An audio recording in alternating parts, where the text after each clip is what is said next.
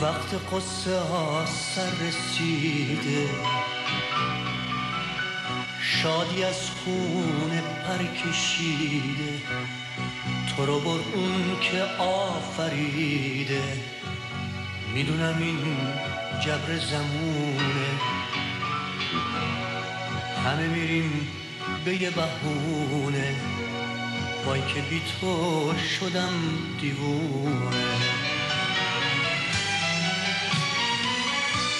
مرگ تو رو باور ندارم، بی تو تنهام یاور ندارم.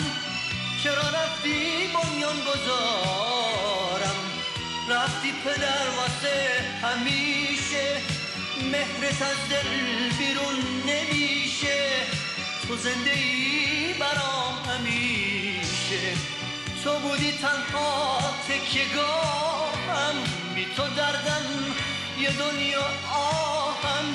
یتیمم خیلی بی پناهم، کاش که میمون نفس تو سینم تا رفتن تو رو نبینم.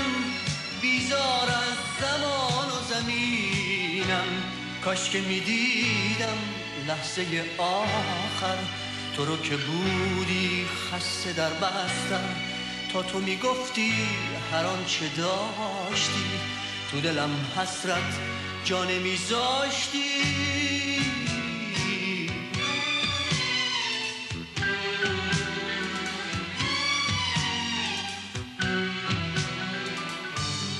تا که خون جاریه توی رگام، اسم تو میمونه روی لبام.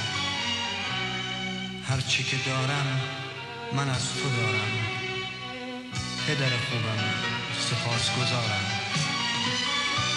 مرگ تو رو باور ندارم، بی تو تنهام یاور ندارم.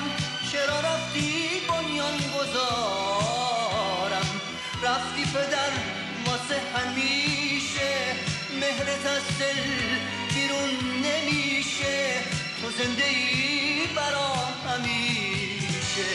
تو بودی تنها تکیه‌گاهم، بی تو دردم یه دنیا آهم. یتیمم خیلی بی پناهم، کاش که میمون نفس تو سینم تا رفتن تو رو نبینم. بیزار از زمان و زمینم، کاش که میدیدم لحظه آخر تو رو که بودی خسته در بستر. تا تو میگفتی هر آنچه داشتی، تو دلم حسرت جا نمیذاشتی. تو دلم حسرت جا نمیذاشتی.